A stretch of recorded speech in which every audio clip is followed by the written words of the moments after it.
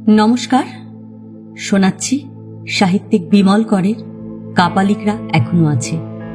আজ উপন্যাসের চতুর্থ পর্ব। সকালে তারাপদর চেহারা দেখে চন্দন বেশ ঘাবড়ে গেল। মুখ কেমন থমথম করছে তারাপদর, উদাস চোখ, বারবার নিঃশ্বাস ফেলছে শব্দ করে। কিসের এক দুঃখ যেন তার সমস্ত মুখ ম্লান করে রেখেছে। কথাবার্তা বলতেও তার তেমন ইচ্ছে করছে না। আপন মনে কত কি যে ভাবছে তারাপদ কে জানে। চন্দন বুঝিয়ে সুঝিয়ে বলল, তুই এত মুষড়ে পড়লে চলবে কেন? কি হয়েছে তোর? তারাপদ চুপচাপ, কথার জবাবই দেয় না। শেষে বলল, কাল আমার মা এসেছিল, একবার যদি দেখতে পেতাম। চন্দন বলল, তুই সত্যি বিশ্বাস করিস মাসিমা এসেছিলেন? তুই করিস না? চন্দন বুঝতে পারছিল না বিশ্বাস করা উচিত কি উচিত নয়। সে বিশ্বাস করতেও চাইছে না, আবার অবিশ্বাস করারও জোর পাচ্ছে না। তারাপদ ধরা ধরা গলায় বলল, মার সঙ্গে বাবাও এসেছিল চাঁদু। আমার বাবা, স্কুলে যখন ক্লাস 8-এ পড়ি সেই সময় বাবা মারা গেছে। এত বছর পরে বাবা এসেছিল। ইস, আমি যে কি করলাম। তারাপদর চোখ ছলছল করে উঠল, ঠোঁট কাঁপতে লাগল। চন্দন বুঝতে পারল না কি বলবে। তার খারাপ লাগছিল। মা বাবার জন্য বন্ধুর এই দুঃখ সে বুঝতে পারে, কিন্তু কেমন করে সান্ত্বনা দেবে জানে না। মাথা চুলকে চন্দন বলল, তারা, এমন তো হতে পারে এ সবই মিথ্যে। তারাপদ ভালো লাগলো না কথাটা। বন্ধুর দিকে ক্ষোভের চোখে তাকালো, বলল, মিথ্যে? কিকিরা তো তাই বলেছেন। কিকিরা যা বলবেন তাই সত্যি হবে? বেশ, তুই বল, এটা কেমন করে সম্ভব হলো? আমি ওই মেয়েটার একটা হাত আর একটা পা ছুঁয়ে রেখেছিলাম, একবারও ছাড়িনি। তুইও ছুঁয়েছিলি, ঠিক কি না? হ্যাঁ। তাহলে ঘন্টাটা কেমন করে বাজলো? কে বাজালো? চন্দন জবাব দিতে পারল না। সে এই ব্যাপারটা নিয়ে কাল রাত থেকেই ভেবেছে, ভেবে কোনো কুলকিনারা পায়নি। এক যদি এমন হয় যে ওই ঘুটঘুটে অন্ধকার ঘরেই কেউ লুকিয়ে এসে ঘণ্টাটা বাজিয়ে দিয়ে যায়, কিন্তু তা কেমন করে সম্ভব? লোকটা আসবে, বাজাবে, চলে যাবে, আর তারা দুজনে কিছুই বুঝতে পারবে না। চন্দন বলল, আমিও বুঝতে পারছি না। আচ্ছা তারা, ঘণ্টা যেটা বেজেছিল সেটা আমাদের টেবিলের তলায় ছিল, সেটা ঠিক তো? নিশ্চয়। কেন, তোর সন্দেহ হচ্ছে?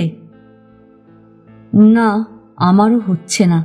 তবু তোকে কাল যা বলেছিলাম রাত্রে, কেউ যদি লুকিয়ে এসে বাজিয়ে দিয়ে যায়। বাজে কথা বলিস না। অত অন্ধকারে এসে ঘণ্টা খুঁজে বাজিয়ে দিয়ে যাবে, আর আমাদের গায়ে পায়ে কোথাও তার ছোঁয়া লাগবে না, তা কি হয়? তুই একটা জিনিস ঠিক জানবি, যতই অন্ধকার থাকুক, তোর গায়ের পাশে কেউ যদি এসে দাঁড়ায় তুই নিশ্চয় বুঝতে পারবি, বাই ইনস্টিংক্ট। চন্দন অস্বীকার করতে পারল না। তারাপদ বলল, তারপর আমরা হাত ছেড়ে দেওয়ার সঙ্গে সঙ্গেই প্রায় বাতি জ্বলে উঠেছিল। যদি কেউ এসে থাকে, অত তাড়াতাড়ি পালাবে কোথায়? স্বীকার করে নিল চন্দন। এমন সব রহস্যময় কাণ্ড পরপর দুদিন তারা দেখল যে কোনো রকমেই তা ব্যাখ্যা করা যাচ্ছে না। তাহলে কি সত্যি আত্মা আছে?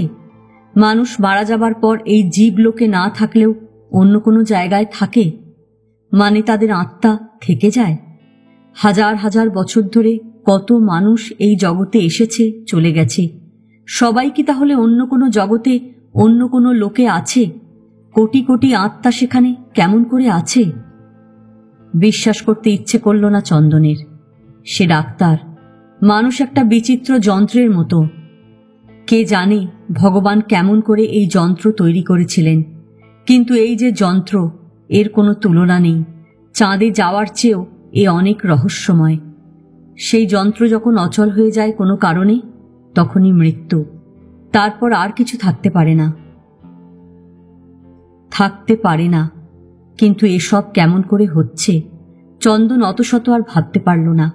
বলল, নে ওঠ, কিকিরার সঙ্গে দেখা করার সময় হয়ে গেছে। তারাপদ এতই মুষড়ে পড়েছিল যে কিকিরার কাছে যাবার জন্য গা করল না। বলল, আমার আর ভালো লাগছে না, তুই যা। চন্দন অবাক হয়ে বন্ধুকে দেখতে লাগলো। তুই যাবি না মানে? আমার ইচ্ছে করছে না। কিন্তু কিকিরা এই ব্যাপারটা আমাদের বুঝিয়ে দিতে পারেন। মুখে অনেক কিছু বুঝিয়ে দেওয়া যায় চাঁদু, তারাপদ বলল। মন তা মানতে চায় না। চন্দন বন্ধুর এই ভেঙে পড়া ভাব পছন্দ করল না। বলল, তুই এখানে বসে থেকে কি করবি একলা একলা? তার চেয়ে কিকিরার কাছে চল, কিকিরাকে সব বলি। আমার তো মনে হয় কিকিরার পরামর্শ খুব দরকার এখন। তারাপদ বলল, তুই যা, আমি একবার সাধু মামাকে ধরবার চেষ্টা করি। সাধু মামা আমার মা বাবার কথা সবই জানে। দেখি সাধু মামাকে দিয়ে যদি কোনো কথা বলাতে পারি। চন্দন কি ভেবে তারাপদর কথায় রাজি হয়ে গেল। তারাপদ যদি সাধু মামাকে দিয়ে 2-4টে কথা বলাতে পারে ভালোই হবে। চন্দন বলল, ঠিক আছে, তুই এই বাড়ির দিকটায় নজর রাখ। সাধু মামাকে যদি ধরতে পারিস ধর, আমি কিকিরার সঙ্গে দেখা করে আসি। এ বাড়িতে সাইকেল আছে, একটা সাইকেল বাগিয়ে 1 চক্কর ঘুরে আসতে পারলে ভালো হয়। চল দেখি কি করা যায়। দুই বন্ধু বাগানের রোদে পায়চারি করতে করতে মৃত্যুঞ্জয়কে খুঁজতে লাগলো। চন্দন একটা সাইকেল জুটিয়ে চলে গেছে অনেকক্ষণ। তারাপদ সে বাগানেই ঘুরে বেড়াতে বেড়াতে শেষ পর্যন্ত পেয়ারা গাছের ছায়ায় এসে বসেছিল। মৃত্যুঞ্জয় আজ তারাপদর সঙ্গ ছাড়তে চাইছিল না, গায়ে যেন লেপ্টে ছিল অনেকক্ষণ। বোধহয় চন্দনকে একটা সাইকেল তাড়াতাড়ি জুটিয়ে দিয়ে সে তারাপদকে একলাই পেতে চাইছিল। তারাপদ নিরীহ সরল মানুষ, হয়তো অনেক সময় বোকামি করে ফেলে, কিন্তু মৃত্যুঞ্জয় লোকটাকে দেখা পর্যন্ত তার মন যেরকম বিগড়ে আছে তাতে লোকটার সঙ্গে মেলামেশা করতে চাইছিল না। তাছাড়া মানুষ যাকে সন্দেহ করে তার কাছে মন খোলা হয় না, হতে পারে না। তারাপদ একেবারে বোকা নয়। সে মৃত্যুঞ্জয়ের উদ্দেশ্য জানে না যদিও, তবু খুব সাবধানে কথাবার্তা বলতে লাগল। কথাবার্তা বলতে বলতে বুঝল লোকটা যতই ধূর্ত শয়তান হোক, তার মনের ইচ্ছেটা একেবারে গোপন রাখতে শেখেনি। মৃত্যুঞ্জয় চায় না তারাপদ এ বাড়িতে বেশি দিন থাকে। হ্যাঁ, কথাবার্তা থেকে সেই রকমই আঁচ করল তারাপদ। বেলা আরও বেড়ে উঠল। শীতের রোদ মাথা গা তাতিয়ে যখন কপালে ঘাম ফোটাতে লাগলো, তারাপদ তখন পেয়ারা তলায় একা একা বসে একটা সিগারেট শেষ করল। এদিক ওদিক তাকিয়েও সে সাধু মামাকে কোথাও দেখতে পেল না। বাগান ফাঁকা। একটা দেহাতি মালি কিছু কাজকর্ম করছিল বাগানের একপাশে সবজি বাগানে। সেও চলে গেছে। ডায়নামোটা আর চলছে না, শব্দ নেই, আকাশ একেবারে নীল, চিল টিল উঠছে অনেক উঁচুতে। তারাপদ বারবার তার মা বাবার কথা ভাবছে। বেচারি বাবা, দুঃখী মা।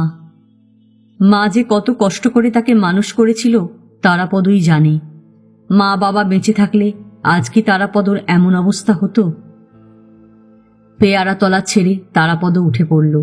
ভালো লাগছে না। কেন সে এখানে এলো? না এলে এমন করে তাকে দুঃখ পেতে হতো না। মা বাবাকে তো সে ভুলেই গিয়েছিল।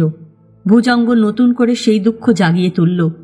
শুধু জাগিয়ে তুলল না, তারাপদর এখন থেকে বারবার মনে পড়বে তার বাবা মা বোন সকলেই যেন আকাশে বাতাসে কোথাও আছে, কোনো ছায়া লোকে অদৃশ্য আত্মা হয়ে। অন্যমনস্কভাবে হাঁটতে হাঁটতে তারাপদ আস্তাবলের কাছে আসতেই হঠাৎ তার নজরে পড়ল খানিকটা তফাতে টালির একটা ভাঙাচোরা ঘরের একপাশে আতা ঝোপের দিকে সাধুমামা দাঁড়িয়ে। কি যেন করছিল সাধুমামা। তারাপদ একবার চারপাশে তাকালো, কাউকে দেখতে পেল না। আস্তাবলে ঘোড়া নেই, সহিস বোধহয় ঘোড়া নিয়ে মাঠে গিয়েছে। প্রায় চোরের মতন তারাপদ সাধুমামার কাছাকাছি এসে দাঁড়ালো। ততক্ষণে সাধুমামা তারাপদকে দেখতে পেয়ে গেছেন। সাধুমামা তারাপদকে দেখে ভয়ের চোখে চারপাশে তাকালেন, যেন কেউ তাকে দেখে ফেলবে। তারাপদ বলল, সাধুমামা।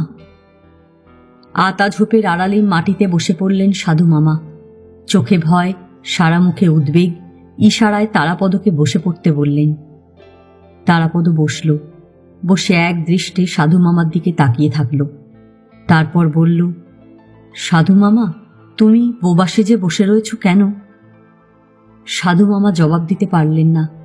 তার গলার শিরা ফুলে উঠল, মুখ কেমন কালচে হয়ে এলো, জল এসে পড়ল চোখে। তারপর চাপা গলায় ভাঙা ভাঙা স্বরে জড়িয়ে জড়িয়ে বললেন, প্রাণের ভয়। বলতে বলতে সাধু মামা তার রোগা হাত কপালে তুললেন। তার হাত কাঁপছিল থরথর করে, শিরাগুলোই চোখে পড়ে। বিন্দুমাত্র মেদ মাংস যেন হাতে নেই, হাড় ফুটে আছে। সাধু মামার গলার স্বর থেকেই বোঝা যায় তার গলা কি বিশ্রী খসখসে হয়ে গেছে, জীবের কোনো দোষ হয়েছে তার। কথা জড়িয়ে যায়। তারাপদ কান্না পাচ্ছিল। বেচারি সাধু মামা, যেভাবে সাধু মামা বেঁচে আছেন তা প্রায় মরে যাবারই সামিল। তারাপদ বলল, ভুজঙ্গ তোমায় মেরে ফেলবে? মারতে চেয়েছিল, পারেনি। টেনে টেনে জড়িয়ে জড়িয়ে সাধু মামা বললেন, কেন? আমি ওর বাধা হয়ে পড়েছিলাম। কিন্তু তুমি আমাদের সব খবরাখবর ওকে দিয়েছ, আমাদের ছবি দিয়েছ। দিয়েছি বাবা, তখন ওকে বুঝিনি। ও আমায় বশ করে রেখেছিল। আমি তোমাদের ভালোই চেয়েছিলাম। পরে বুঝলাম ও একটা পাপী, নরকেও ওর জায়গা নেই। পশু পশু, একেবারে পশু। সাধু মামা অনেক কষ্ট করে কথাগুলো বললেন। বলতে তার কি যে পরিশ্রম হচ্ছিল তারাপদ বুঝতে পারল। কথা বলতে তোমার কষ্ট হয় না? হ্যাঁ, বড় কষ্ট। তুমি আমায় একটা কথা বলো সাধু মামা, ভুজঙ্গ কি আত্মা নামাতে পারে? সাধু মামা কিছু বলার আগেই মৃত্যুঞ্জয়কে তারাপদ দেখতে পেল। সঙ্গে সঙ্গে তার বুক ধক করে লাফিয়ে উঠল যেন। সর্বনাশ! মৃত্যুঞ্জয় যদি তাদের দেখতে পায় সাধু মামার ভীষণ অবস্থা হবে। তারাপদ ভয় কাঠ হয়ে বলল, সাধু মামা, মৃত্যুঞ্জয়। মৃত্যুঞ্জয়ের নাম শোনা মাত্র সাধু মামা আতা ঝোপের আড়ালে শুয়ে পড়লেন। শুয়ে পড়ে হাত পা গুটিয়ে কুণ্ডলি হয়ে গড়াতে গড়াতে আরও হাত কয়েক দূরে সরে গেলেন। জায়গাটা আরও ঝোপে ঝাড়ে ভরা, বুনো তুলসীর ঝোপ, কাঁটা ঝোপ। তারই মধ্যে এক ধরনের বুনো লতা গাছপালার গা জড়িয়ে জড়িয়ে বেড়ে উঠেছে। সাধু মামা ইশারায় তারাপদকে চলে যেতে বললেন। তারাপদ আড়াল থেকে মৃত্যুঞ্জয়কে লক্ষ্য করতে লাগল। সামান্য সময় লক্ষ্য করার পর দেখল মৃত্যুঞ্জয় অন্যদিকে চলে যাচ্ছে, বাড়ির ভেতরেই যাচ্ছে। তারাপদ বসে বসেই বলল, সাধু মামা, কাল ভুজঙ্গ আমার মার আত্মাকে এনেছিল। বাবাও এসেছিল। আমি গোলমাল করে ফেলায় সব নষ্ট হয়ে গেল। ভুজঙ্গ কেন আমার মা বাবাকে এনেছিল? সত্যি কি তারা এসেছিল? সাধু মামা হাত বাড়িয়ে তারাপদকে চলে যেতে ইশারা করছিলেন। বললেন, ভুজঙ্গ তোমায় এইখানে, এই বাড়িতে আটকে রাখতে চায় সারা জীবনের মতন। তোমাকেও সে ভুজঙ্গ করতে চাইছে। খবরদার তুমি থেকো না। এই সম্পত্তির জন্যে তুমি নিজের সর্বনাশ করো না বাবা। তুমি পাপী হয়েও না, এই বড় পাপের জিনিস। যাও, আর এখানে থেকো না, উঠে যাও, পরে কথা বলবো। তারাপদ কয়েক মুহূর্ত বসে থেকে সাধু মামাকে দেখল। অবশ্য সাধু মামাকে দেখা যাচ্ছে না আর। আড়ালে মাটিতে শুয়ে আছেন, এমনভাবে কুণ্ডলি পাকিয়ে শুয়ে আছেন যে মুমূর্ষু জন্তুর মতন দেখাচ্ছে। দীর্ঘ নিঃশ্বাস ফেলে তারাপদ উঠে দাঁড়াল। তারপর ধীরে ধীরে নিজের ঘরের দিকে এগিয়ে চলল। আরও খানিকটা বেলায় চন্দন ফিরল। তারাপদ তার বিছানায় শুয়েছিল ছাদের দিকে তাকিয়ে। খোলা জানলা দিয়ে রোদ আসছে না, কিন্তু আলো আসছিল, উজ্জ্বল আলো।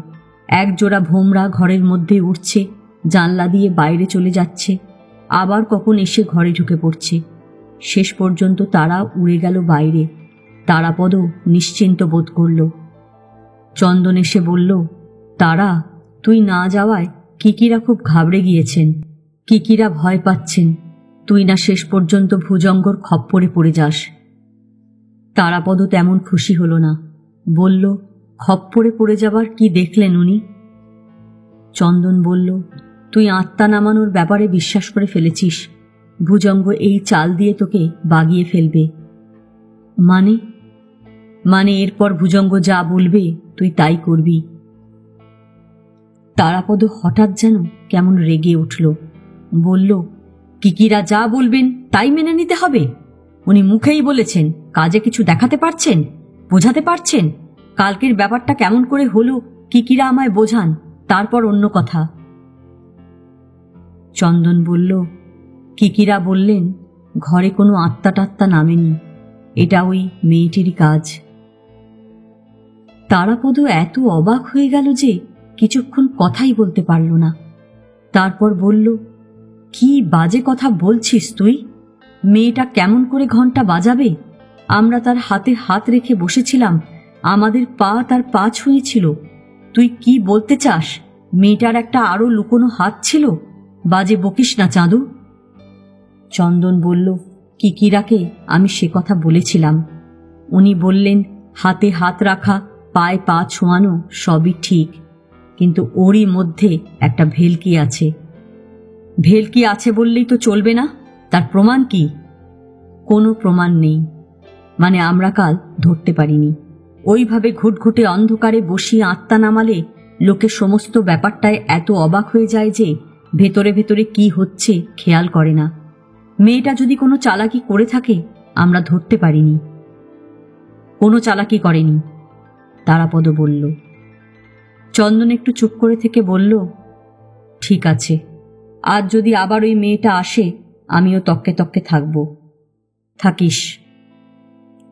চন্দন বেশ বুঝতে পারল তারাপদ তার মা বাবার আত্মা আসার ব্যাপারটা বিশ্বাস করে নিয়েছে প্রায়। না, বন্ধুর সে দোষ ধরছে না। মানুষের এই দুর্বলতায় দোষ ধরা যায় না। কিকিরাও বলেছেন ভুজঙ্গ তারাপদর দুর্বল জায়গায় ঘা মারছে। এই ঘা দিয়েই সে তারাপদকে বশ করবে, তাকে নিজের মুঠোয় এনে ফেলবে। চন্দন যে কেমন করে বন্ধুকে ভুজঙ্গর হাত থেকে বাঁচাবে বুঝতে পারছে না। কিকিরা বলেছেন, আপনি স্যার এখন থেকে আরো সজাগ থাকবেন, আরো নজর রাখবেন সব ব্যাপারে। চন্দন আজ খুব সতর্ক থাকবে। আজ সে দেখবার চেষ্টা করবে কেমন করে আত্মা আসে, কেমন করে ঘন্টা বাজে। কিকিরা তাকে একটা জিনিস দিয়েছেন, ছোট্ট জিনিস, লুকিয়ে রাখা যায়। চন্দন আজ যখন ওপরের ওই ভুতুরে ঘরে যাবে তখন জিনিসটা লুকিয়ে নিয়ে যাবে কাপড়ের মধ্যে। চন্দনের ইচ্ছে ছিল ইঞ্জেকশনের ছুঁচটা লুকিয়ে নিয়ে যাবার। যদি সে দেখত বা তার সন্দেহ হতো আত্মার নাম করে আশেপাশে কেউ ঘোরাঘুরি করছে, তবে একবার ছুঁচটা ফুটিয়ে দিত গায়ে। আত্মা হলে নিশ্চয় ছুঁচ ফুটত না। বাতাসে কি আর ছুঁচ ফোটে? কিন্তু কোনো মানুষ হলে, সে যেমনই মানুষ হোক, আচমকা ছুঁচ ফুটলে উহ করে উঠত। আর তখনই ব্যাপারটা জানা যেত, বোঝা যেত ভুজঙ্গ আত্মা নামায় না মানুষ নামায়। চন্দন বিছানায় শুয়ে এইসব ভাবতে লাগলো, আর তারাপদ বসল দাড়ি কামাতে। দাড়ি কামাতে কামাতে তারাপদ বলল, চাঁদু, সাধু মামার সঙ্গে আজ আমার কথা হয়েছে। চন্দন তাকালো। তারাপদ বলল, সাধু মামাকে আমি 2-4টে কথা জিজ্ঞেস করেছি। এমন সময় মৃত্যুঞ্জয়কে দেখতে পেলাম। বেশি কথা হলো না। সাধু মামা কথা বলতে পারে, কিন্তু কেমন জড়িয়ে জড়িয়ে, খুব কষ্ট হয়। সাধু মামা আমায় বলল ভুজঙ্গ আমায় এইখানে আটকে রাখতে চায়। কেন বলতো? চন্দন বলল, কিকিরাও তাই বললেন। কিন্তু কেন? ভুজঙ্গ মারা যাবার পর তুই আর এক ভুজঙ্গ হয়ে থাকবি বলে। আমি কেন ভুজঙ্গ হয়ে থাকব? ভুজঙ্গই তোকে সে কথা বলবে, আমি কেমন করে জানব? সন্ধ্যাবেলায় আবার সেই আত্মা নামানোর ঘরে তারাপদরা এসে বসল। তেমনি অন্ধকার ঘর, মিটমিটে আলো জ্বলছে ঘুটি 2। সেই একইভাবে টেবিল চেয়ার সাজানো, বাড়তির মধ্যে একটা নিচু ধরনের টেবিল ভুজঙ্গর কাছাকাছি রাখা, তার ওপর 2-1টা জিনিস, গোল বয়ামের মতন দেখতে। তারাপদরা বসে থাকলো তো বসেই থাকলো। ঘরের সেই অন্ধকারে চোখ যেন নরম হয়ে আসছিল। গন্ধও আজ চমৎকার লাগছিল, কেমন একটা আবেশ আসছিল। হঠাৎ চন্দন উঠে পড়ে তারাপদকে তার চেয়ারে আসতে বলল। তারাপদ কিছু বুঝল না, কিন্তু চেয়ার বদল করল। চন্দন ঘরের চারপাশ খুঁটিয়ে দেখবার চেষ্টা করতে লাগলো। পরপর 3 দিন এই ঘরে এলো তারা। এখন খানিকটা অভ্যস্ত হয়ে উঠেছে। প্রথম দিনের মতন অতটা গা ছমছম করে না। চন্দন দেখল এই ঘরের বাইরে মন একরকম থাকে, কিন্তু ঘরটায় ঢুকলেই ধীরে ধীরে কেমন যেন অন্যরকম হয়ে যায়। সেই বিড়ালটাকেও চন্দন দেখল, চোখের মনি দুটো জ্বলছে। আরও খানিকটা পরে ভুজঙ্গভূষণ এলেন। তার মাথার ওপরকার চোরা লাল আলো জ্বলে উঠল। ঘরের অন্য বাতি দুটো নিভে গেল সঙ্গে সঙ্গে। ভুজঙ্গভূষণের একই বেশ, রক্তগৈরিক বসন, মুখের ওপর সেই মুখোশ, গলায় বিশাল রুদ্রাক্ষ মালা। তিনি এসে বসার পর সেই কালকের মতন স্তোত্রপাঠ হল। গ্রামাফোন রেকর্ডে যেভাবে গান হয় সেইভাবেই। এই ঘরের কোথাও এই গান বাজাবার ব্যবস্থা আছে। ভেতর থেকে কেউ বাজায়, বন্ধ করে। যে বাজায় সেই বোধহয় ঘরের আলো জ্বালায়। চন্দন আজ সমস্ত কিছু লক্ষ্য করতে লাগল। স্তোত্রপাঠ শেষ হবার পর একেবারে স্তব্ধ সব। সেই স্তব্ধতা ভেঙে ভুজঙ্গভূষণ গম্ভীর স্বরে সংস্কৃতে কি যেন মন্ত্রপাঠ করলেন। তারপর তারাপদকে বললেন, তারাপদ, তুমি কি তোমার মা বাবাকে আজ আবার ডাকতে চাও? তারাপদ সঙ্গে সঙ্গে জবাব দিল, হ্যাঁ। একটু থেমে ভুজঙ্গভূষণ বললেন, কাল তোমরা যা করেছ তাতে বড় ক্ষতি হয়েছে। ওই মেয়েটি যার মধ্যে তোমার মা বাবার আত্মা এসেছিলেন, আচমকা তোমরা তার হাত থেকে হাত উঠিয়ে নেবার পর সে একরকম অজ্ঞান হয়ে গিয়েছিল। অনেকক্ষণ পরে তার জ্ঞান আসে। খুব দুর্বল হয়ে পড়েছিল। মিডিয়ামদের স্নায়ু হল সূক্ষ্ম তারের মতন, একটুতেই গোলমাল হয়ে যায়। তারাপদ লজ্জা পেল, বলল, আমি নিজেকে সামলাতে পারিনি। তোমার মা বাবার আত্মাও কষ্ট পেয়েছেন। তোমরা এখনকার মানুষ, তোমাদের বোঝার সাধ্য নেই এইভাবে আত্মাদের আসতে যেতে কত কষ্ট হয়। ডাকলেই কি তারা আসেন? না না, অনেক সময় 1000 বার ডাকলেও আসেন না। আবার যখন আসেন তখন তারা নিজেরা না চলে যাওয়া পর্যন্ত বিদায় দিতে নেই। এতে তাদের আরও কষ্ট হয়। কাল তোমরা তাদের কষ্ট দিয়েছ। আজ তাঁরা আবার আসবেন কিনা আমি বলতে পারছি না। আসবেন না? তারাপদ ব্যাকুল হয়ে বলল, কেমন করে বলবো? আপনি ডেকে দিতে পারেন না? চেষ্টা করি, দেখি। ভুজঙ্গভূষণ ঘণ্টা বাজালেন। কয়েক মুহূর্ত পরেই সেই মেয়েটিকে দেখা গেল। ঘন কালো শাড়ি, কালকের মতনই, সিল্কের শাড়ি হবে। পায়ের দিকটা দেখা যাচ্ছে না। শাড়ি লুটোচ্ছে কার্পেটে। মাথায় এলো চুল পিঠ পর্যন্ত ছড়ানো। মুখ বড় সাদা, অবশ্য লাল আলোয় কেমন লালচে দেখালো। মেয়েটি ঘণ্টা উঠিয়ে নিয়ে টেবিলের কাছে চলে এলো। একবার শুধু তারাপদ আর চন্দনকে দেখল। ওর 2 চোখ কেমন টানা টানা ছোট দেখালো, যেন ঘুম জড়িয়ে আছে। কালকের মতন করেই বসল 3 জনে গোল টেবিল ঘিরে। মেয়েটির একটা ছড়ানো হাতের উপর তারাপদর হাত, আঙুলে আঙুল ছোঁয়ানো, অন্য হাতটি চন্দনের দিকে বাড়ানো। চন্দন তার হাত এমন করে মেয়েটির আঙুলে ছুঁইয়ে রাখল যেন একটু হাত কাঁপলেই সে বুঝতে পারে। পায়ে পা ছোঁয়ানো থাকল। চন্দন বুঝতে পারল না মেয়েটির পায়ের আঙুল এত শক্ত কেন। হাড় হাড় বলেই হয়তো। ঘর অন্ধকার হয়ে গেল, ঘুটঘুটে অন্ধকার। ভুজঙ্গ বললেন, তারাপদ, এক মনে নিবিষ্ট চিত্তে ওদের ডাকো। তারাপদ চোখ বুজে মা বাবাকে ডাকতে লাগল। চন্দন চোখের পাতা বন্ধ করল না, তাকিয়ে থাকল। এই অন্ধকার যেন পাহাড়ের কোনো গুহার মধ্যে অন্ধকার, কিছুই দেখা যায় না। চোখের সাধ্য নেই 1 বিগত দূরের জিনিস অনুমান করতে পারে। ঘর একেবারে নিস্তব্ধ, নিঃশ্বাসের শব্দ ছাড়া কোনো শব্দ নেই। সময় কেটে যেতে লাগলো। চন্দনও যেন আর না পেরে চোখের পাতা বন্ধ করে ফেলল। তারাপদ অধীর হয়ে উঠেছিল। মা বাবা আজকে আর আসবে না? কাতর হয়ে তারাপদ তার মা বাবাকে ডাকতে লাগল। সময় কেটে গেল আরও কতক্ষণ। মনে হলো আজ আর কেউ আসবে না। তারাপদ প্রায় যখন হতাশ হয়ে পড়েছে, ঠিক তখন ঘণ্টার মৃদু শব্দ হল। ভুজঙ্গ সঙ্গে সঙ্গে বললেন, কে? বেনু? ঘণ্টা বাজল না। বেনু, তুমি কি আসনি? কোনো শব্দ হলো না। ভুজঙ্গ এবার বললেন, কে তুমি? বিষ্ণু নাকি? বিষ্ণু তারাপদর বাবার নাম। বিষ্ণুপদ নাম থেকে বিষ্ণু। এবারও কোনো শব্দ হলো না, ঘণ্টা বাজল না। ভুজঙ্গ নিজেই যেন বিচলিত হয়ে পড়েছেন। বললেন, তুমি কে? তারাপদর যদি কেউ না হও সাড়া দাও। ঘণ্টা বাজল না। ভুজঙ্গ কয়েক মুহূর্ত অপেক্ষা করে বললেন, তুমি কি তাহলে বেনুর মেয়ে? এবার খুব আস্তে করে ঘণ্টা বাজল। তারাপদ কল্পনাই করেনি তার সেই ছোট্ট বোন পরী আসবে। সেই পরী কত ছোট্ট ছিল, কি সুন্দর ছিল। তার মাথার ঝাঁকড়া চুল আর ফুটফুটে গায়ের রং ছাড়া কিছুই আর মনে নেই তারাপদর। সিঁড়ি থেকে গড়িয়ে পড়ে মাথায় চোট লেগেছিল পরীর, মারা গেল। আহারে, তারাপদর সেই ছোট্ট বোন পরী আজ এসেছে। কিছুতেই নিজেকে সংযত রাখতে পারল না তারাপদ। ছেলে মানুষের মতো ফুঁপিয়ে কেঁদে উঠল। তারাপদ কান্নার আবেগে হাত ছেড়ে দিচ্ছিল প্রায়। আচমকা তার খেয়াল হলো হাত ছেড়ে দিলেই পরী চলে যাবে। কালকের মতন অবস্থা হবে তাহলে। পরীর আত্মা আর এই ঘরে থাকবে না। ওই মেয়েটি যার মধ্যে দিয়ে পরীর আত্মা এসেছে টেবিলের ওপর মুখ থুবড়ে পড়বে, অজ্ঞান হয়ে যাবে, আর সঙ্গে সঙ্গে ঘরের বাতি জ্বলে উঠবে। ভুজঙ্গভূষণ আজ আর ক্ষমা করবেন না, ভীষণ রেগে যাবে।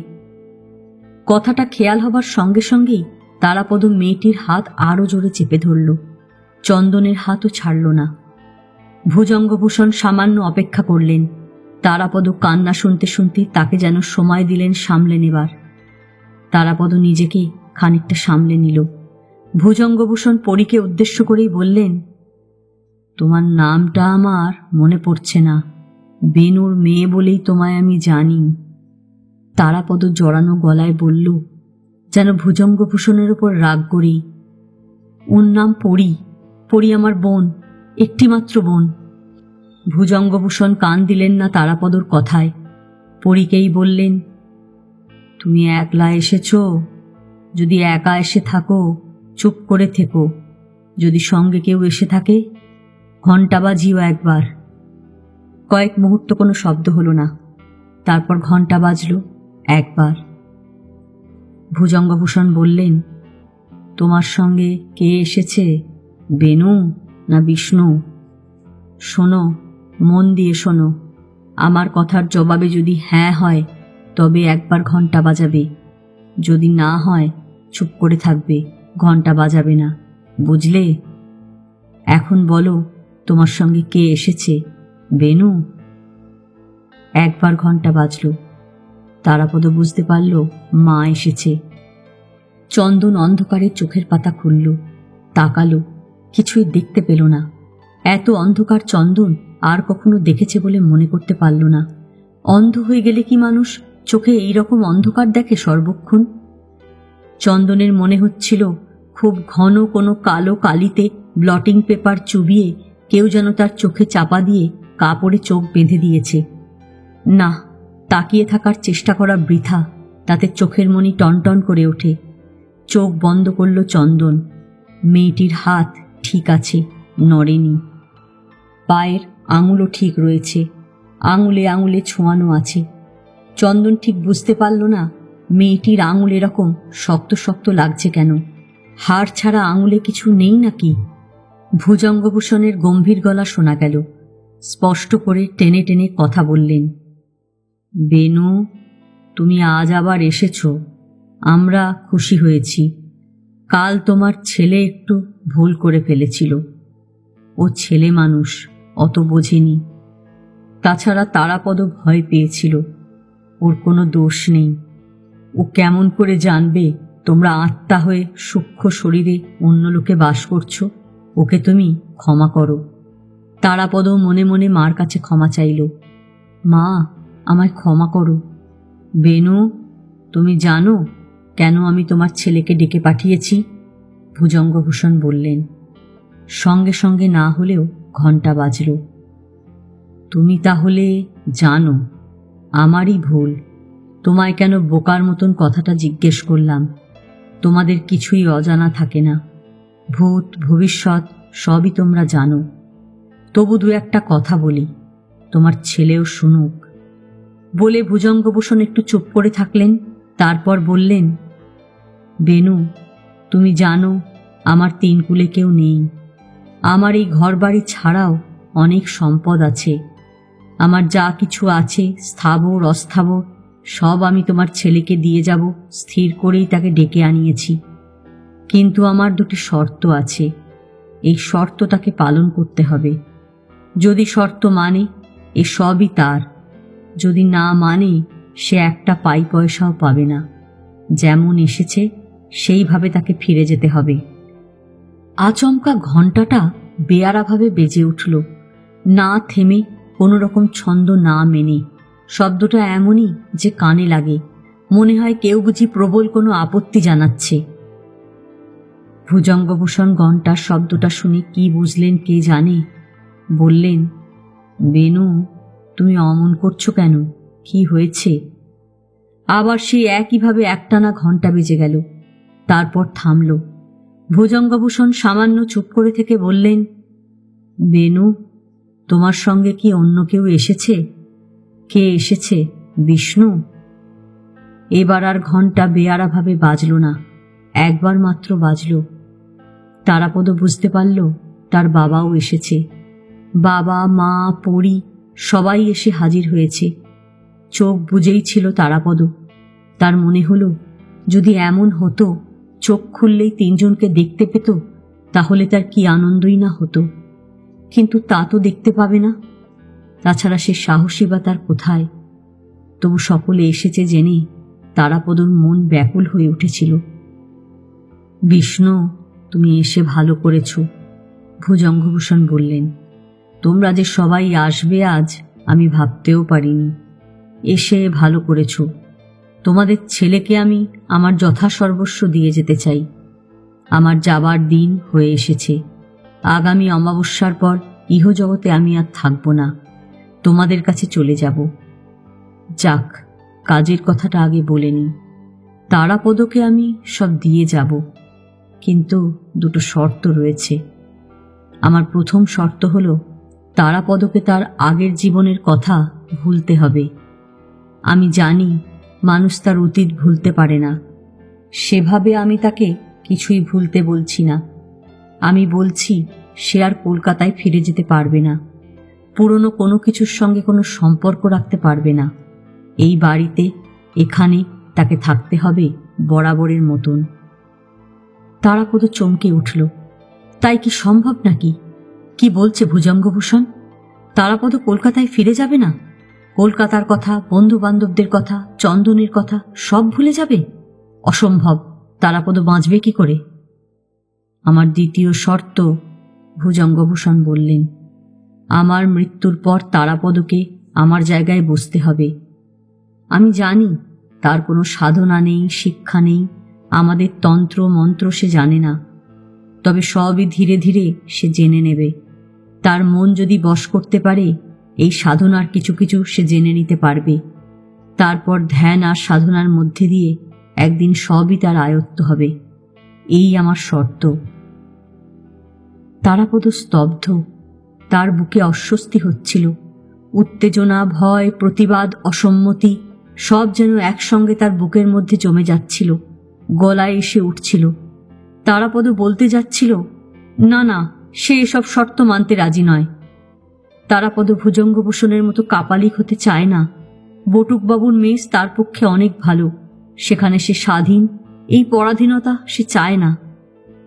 তারাপদ কিছু বলতে যাচ্ছিল, তার আগেই ভুজঙ্গভূষণ কথা বললেন। বিষ্ণু, তুমি কি চাও না তোমার ছেলে আমার শর্তে রাজি হয়? যদি তোমার আপত্তি থাকে তুমি ঘণ্টাটা একবার বাজাও, যদি তুমি রাজি থাকো দুবার বাজাবে। মনে রেখো, তুমি রাজি থাকলে দুবার বাজাবে। তারাপদ উৎকর্ণ হয়ে অপেক্ষা করতে লাগল। বুক এত জোরে ধকধক করছে যে নিজের কানেই সে শব্দটা শুনতে পাচ্ছিল। সেই অন্ধকার স্তব্ধ ঘরে দুবার ঘণ্টা বেজে উঠল। তার মানে তারাপদর বাবা বিষ্ণুপদ রাজি। তারাপদ কিছুই বুঝল না, চেঁচিয়ে উঠে বলল, না না। ভুজঙ্গভূষণ গম্ভীর গলায় বললেন, চুপ করো, তুমি এখন কথা বলো না। তোমার মা বাবা কি বলছেন আগে সেটা শোনো, তারপর তোমার যা বলার বলো। বলে ভুজঙ্গভূষণ গলার স্বর পাল্টে তারাপদর মাকে যেন জিজ্ঞেস করলেন। বললেন, বেনু, তোমার কি ইচ্ছে বলো। তুমি কি চাও তোমার ছেলে এই ঘর বাড়ি সম্পত্তি সুখ সমস্ত ফেলে কলকাতায় ফ্যাফ্যা করে ঘুরে বেড়াক? কোনো মানুষ যা স্বপ্নেও ভাবে না তোমার ছেলেকে আমি নিজের হাতে তা দিয়ে যেতে চাই। বলো তুমি কি চাও, কি তোমার ইচ্ছে? ঘর একেবারে স্তব্ধ। তারাপদ ঘেমে উঠছিল। মাও কি সম্মতি জানাবে? খুবই আশ্চর্য। সামান্য পরে ধীরে ধীরে ঘণ্টাটা বেজে উঠল। একবার নয়, দুবার। তারাপদ নির্বাক। তার সমস্ত কথা হারিয়ে গেছে। চন্দনের হাতটা জোরে চেপে ধরে থাকল তারাপদ। তার হাত ভিজে গিয়েছে। ভুজঙ্গভূষণ বললেন, বিষ্ণু বেনু, তোমরা বাবা মা হিসেবে তোমাদের ছেলের যা ভালো, যাতে তার ভালো হবে তাই করতে বলেছ। তোমাদের ওপর আমি খুশি হয়েছি। তবু তোমরা আর একটু থাকতে পারো না? আমি তোমাদের সামনে তোমাদের ছেলের সঙ্গে দুটো কথা বলে নিতে চাই। ঘণ্টা বাজল না। তারাপদ বুঝতে পারল না বাবা মা আছে না চলে গেল। ভুজঙ্গভূষণ বললেন, তারাপদ, তোমার বাবা মার ইচ্ছে তুমি শুনলে। এখন বলো কি তুমি বলতে চাও। তারাপদ ভাবছিল কি জবাব দেবে। সে এখানে থাকবে না, কিছুতেই নয়। কিন্তু মা বাবা যদি চান তারাপদ এখানে থাকুক, তাহলে সে কি করবে? ঠিক এই মুহূর্তে তার মাথায় যেন জট পাকিয়ে যাচ্ছিল। হঠাৎ ঘণ্টাটা আস্তে আস্তে বেজে উঠল। বেজে বেজে যেন দূরে কোথাও মিলিয়ে গেল। ভুজঙ্গভূষণ কথা বললেন, তোমার মা বাবা বোন চলে গেল তারাপদ, ওরা চলে গেল। বলার পর গম্ভীর মৃদু স্বরে একটি সংস্কৃত শ্লোক আওড়ালেন। মনে হল আত্মাদের বিদায় জানালেন। ঘরের বাতি জ্বলল। মাথার ওপরকার ফিকে আলো। তারাপদ চোখ খুলল। চন্দনও তাকালো। চোখে কিছুই দেখা যাচ্ছে না, ঝাপসা। ধীরে ধীরে দৃষ্টি পরিষ্কার হলো সামান্য। মেয়েটি হাত টেনে নিল, পা সরিয়ে নিল। কোনো দিকে তাকালো না। মুখ মাথা নিচু করে থাকল। তবু তার ফর্সা মুখ আরও সাদা ভিজে ভিজে দেখাচ্ছিল। আস্তে আস্তে উঠে দাঁড়ালো। তারাপদ একবার মেয়েটির মুখের দিকে তাকালো। কেমন যেন ঘুম জড়ানো চোখ, আচ্ছন্নের মতন লাগছে। ঘুমের মধ্যে যেন হেঁটে যাচ্ছে, এইভাবে চলে গেল মেয়েটি। মেয়েটি চলে যাবার পর ভুজঙ্গভূষণ আবার কথা বললেন। তাঁর দিকে সেই লাল আলো এখন আর জ্বলছে না। ঝাপসা অন্ধকারে ভৌতিক চেহারা নিয়ে তিনি বসে আছেন। ভুজঙ্গভূষণ বললেন, তারাপদ, তোমার যা বলার আছে বলো। তারাপদ চন্দনের দিকে তাকালো। চন্দনকে খানিকটা অন্যমনস্ক দেখালো। চোখাচোখি হওয়া সত্ত্বেও সে কোনো রকম ইশারা করল না। তারাপদ অস্পষ্ট গলায় বলল, আমি এখানে কেমন করে থাকব? কেন? কলকাতা ছেড়ে আমি কখনো থাকিনি। আমার বন্ধু বান্ধব চেনা জানা যারা, তারা সবাই কলকাতায় থাকে। তাদের ছেড়ে আমি এখানে একা একা কেমন করে থাকব? একা একা কেন থাকবে? এই বাড়িতে লোকজন কম নেই, এরা থাকবে। তারাপদ শুকনো গলায় ঢোক গিলল, আমার মন টিকবে না। প্রথম প্রথম টিকবে না, তারপর টিকে যাবে। আমার কেমন করে টেকে? আপনি কতকাল ধরে এখানে আছেন? তাছাড়া আরও একটা কথা রয়েছে, আপনি সাধনা করেন। কত বছর ধরে তন্ত্রতন্ত্র সাধনা করে আসছেন। আমি কিছু জানি না, আমার ওসব জিনিস পছন্দও হয় না।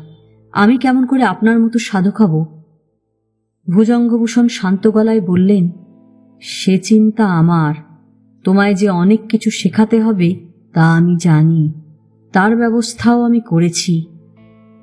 তারাপদ আবার চন্দনের দিকে তাকালো। চন্দনও তার দিকে তাকিয়ে আছে। কয়েক মুহূর্ত কোনো কথা বলল না তারাপদ। পরে বলল, ধরুন যদি এমন হয়, আজ আমি আপনার শর্তে রাজি হলাম, তারপর আপনি যখন থাকবেন না তখন শর্ত ভাঙলাম, তখন কি হবে? ভুজঙ্গভূষণ স্বাভাবিক গম্ভীর গলায় বললেন, তুমি তোমার মা বাবার মনের ইচ্ছে জেনেছ। কাল আবার আমি ওদের ডাকব। ওই আত্মাদের কাছে তোমায় শপথ করতে হবে। তারাপদ, মৃত পিতামাতার আত্মার সামনে শপথ করে সেই শপথ যদি তুমি ভাঙো, তার পরিণতি যে কি হবে তুমি কল্পনাও করতে পারছো না। তোমার সর্বনাশ হয়ে যাবে। তাছাড়া আমার নির্দেশ আছে, অন্তত 3 বছর তুমি পুরনো সমস্ত সংসর্গ থেকে দূরে থাকবে। এই বাড়িতে তোমায় থাকতে হবে, কোথাও যাবে না, এখানে সাধনা করবে। যদি 3 বছর তুমি আমার নির্দেশ মতন থাকতে পারো, তবেই তুমি আমার সমস্ত কিছুর একমাত্র উত্তরাধিকারী হবে, নয়তো নয়। আর এই 3 বছর তোমার থাকা, খাওয়া, পড়ার কোনো কষ্ট হবে না। দরকার পড়লে কিছু কিছু টাকা তুমি খরচ করতে পারবে। 3 বছর পরে তুমি বিষয় সম্পত্তি পেয়ে যা খুশি করতে পারো। কিন্তু মনে রেখো, তোমার মাথার উপর আত্মারা থাকবে, তোমার মার, বাবার, আমার। 3 বছর পরে আমার বিশ্বাস তুমি আজ যা ভাবছো তা আর ভাবতে পারবে না। তারাপদ কোনো কালেই অঙ্ক জিনিসটা বোঝে না, তার মাথায় ফন্দি ফিকিরও খেলে না। তবু ভুজঙ্গভূষণের কথা থেকে বুঝতে পারল লোকটি ভীষণ চতুর, সব দিক দিয়েই পথ আগলে রেখেছে। তারাপদ চুপ। কি বলবে? সরাসরি না করে দেবে? কি দরকার তার এত সম্পত্তিতে? কোন দুঃখে সে তান্ত্রিক হতে যাবে? কেনই বা সে ভুজঙ্গভূষণের মতো আত্মা টাত্মা নামাতে যাবে? সে যা আছে এই কি যথেষ্ট নয়? সঙ্গে সঙ্গে তার মনে পড়ল সাধু মামার কথা, কিকিরার কথা। সবাই তাকে বলেছেন ভুজঙ্গ শয়তান, ভুজঙ্গ পাপী। সাধু মামা মিনতি করে বলেছেন, বাবা, তুমি আমাদের এই নরক থেকে উদ্ধার করো। কেমন করে উদ্ধার করবে তারাপদ? 3 বছর এই পুরীতে নিজে বন্দি থেকে সমস্ত কিছু নিজের আওতায় আনার পর? কিন্তু আত্মা, মা বাবার মৃত আত্মার সামনে শপথ নেবার পর সে কি অমন কাজ করতে পারবে? তারাপদ কথা বলছে না দেখে ভুজঙ্গভূষণ বললেন, তুমি মনস্থির করতে পারছো না? বিড়বিড় করে তারাপদ বলল, আমায় ভাববার একটু সময় দিন। বেশি সময় তোমায় কেমন করে দেব? আমার সামনেও যে সময় নেই।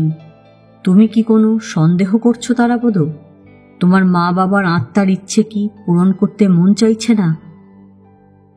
তারাপদ কিছু খেয়াল না করেই বলল, আত্মা কি কথা বলে না? না, কখনো সখনো এক আধটা কথা কেউ বলেছেন। আমি কাউকে কথা বলতে দিতে চাই না। আমার মা বাবা যদি একটা কথা বলতেন, তারাপদ, আত্মারা তোমার আমার মতন স্থূল দেহ নিয়ে থাকেন না। সূক্ষ্ম আত্মা, সে প্রায় বাতাসের মতন। তাঁদের দিয়ে কথা বলাবার চেষ্টা না করাই উচিত। যিনি বাতাসের আকার নিয়ে থাকেন তাকে সবাক করা উচিত নয়, তাতে তাঁদের বড় কষ্ট হয়। তবে আমি একটা কাজ করতে পারি। আত্মারা যে কখনো কখনো নিজেদের আসা যাওয়ার চিহ্ন রেখে যান, সে প্রমাণ আমি তোমায় দেখাতে পারি, দেখবে? তারাপদ চন্দনের দিকে তাকালো। চন্দনের চোখে কৌতূহল। তারাপদ বলল, দেখব। ভুজঙ্গভূষণ বললেন, বেশ, তুমি দেখতে চেয়েছো যখন, আমি দেখাবো। ওই ঘণ্টাটা আমার কাছে দিয়ে যাও। তারাপদ উঠল। ঘণ্টাটা চন্দনের পায়ের দিকে, যেদিকে চন্দন আর মেয়েটি পায়ে পা ছুঁয়ে বসেছিল। চন্দন মাটিতে হাত নামিয়ে ঘণ্টাটা তুলে দিল। তারাপদ ঘণ্টা হাতে করে ভুজঙ্গর সামনে গিয়ে হাত বাড়ালো। ভুজঙ্গভূষণ ইশারা করে ঘণ্টাটা নিচে নামিয়ে রাখতে বললেন। তারাপদ ঘণ্টা নামিয়ে রাখল, রেখে নিজের জায়গায় ফিরে আসার সময় শুনল ভুজঙ্গ ঘণ্টা বাজালেন। তার মাথার দিকে টকটকে লাল আলো জ্বলে উঠল আবার। তারাপদদের ওপরকার আলো নিভে গেল। আর কি আশ্চর্য, ভুজঙ্গভূষণের পেছন দিক থেকেই পর্দার আড়াল সরিয়ে সাধু মামা এলেন। তারাপদদের দিকে তাকালেন না সাধু মামা। বাধ্য অনুগত চাকরের মতন ভুজঙ্গের সামনে মাথা নিচু করে আদেশের অপেক্ষা করতে লাগলেন। ভুজঙ্গভূষণ হাতের ইশারায় তাঁর সামনের নিচু টেবিলটার দিকে দেখালেন। নিচু গলায় কি যেন বললেন। শুধু মোম শব্দটা কানে গেল তারাপদ। সাধু মামা টেবিলের ওপর থেকে সামান্য লম্বা গোল মতন অ্যালুমিনিয়ামের পাত্রটা নিয়ে চলে গেলেন। কাঁচের গোল বয়ামটা পড়ে থাকল, তার মধ্যে যেন জল, অর্ধেকের বেশি বয়ামটা ভর্তি। ভুজঙ্গভূষণ তারাপদর দিকে তাকালেন। তুমি কতটা সাহসী?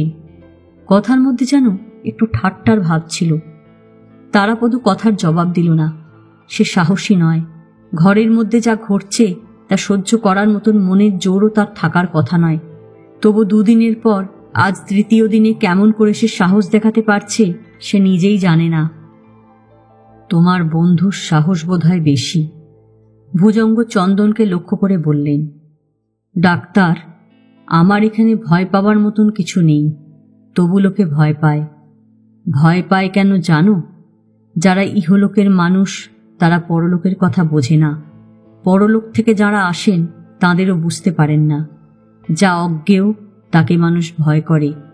তবে আত্মারা সচরাচর কারো ক্ষতি করেন না, যদি না আমরা তাদের বিরক্ত করি, অশ্রদ্ধা করি। কখনো কখনো কোনো দুষ্ট আত্মা হঠাৎ এসে যান, তারাই বড় ভয়ঙ্কর। তারা কাউকে ভর করলে বিপদে পড়তে হয়। যাক, আর একবার আমি চেষ্টা করে দেখি তারাপদ, যদি কাউকে আনতে পারি।